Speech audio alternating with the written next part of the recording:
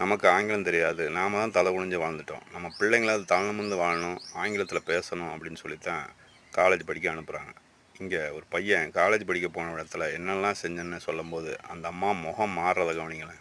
இந்த பைக் உங்களுக்கு என்ன கெட்ட பழக்க வழக்கத்தை அல்லது சகவாசத்தை கொடுத்துருக்கு? எனக்கு ஒன்றும் பெருசானது இல்லை. நான் ரீசெண்டாக தான் பைக் வாங்கினேன். வெறும் அவுட்ஸ் தான்.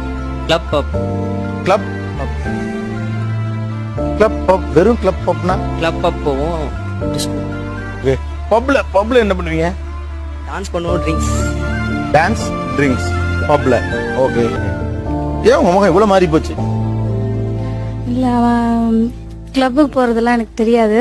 மற்றபடி அவன் ஆர்டிஆர்ல கிளப்ல இருக்கான், ரோட்டரி கிளப்ல. அதுக்கு போறான்னு மட்டும்தான் எனக்கு தெரியும். கிளப்புக்கு பப்புக்கு போறதெல்லாம் எனக்கு தெரியாது. அது ரோட்டரி கிளப் இல்லம்மா, ஆர்டிஆர் அந்த இது வேற கிளப். அதுதான் அதுக்கு அந்த இதுல இருக்கான்னு மட்டும்தான் எனக்கு தெரியும்.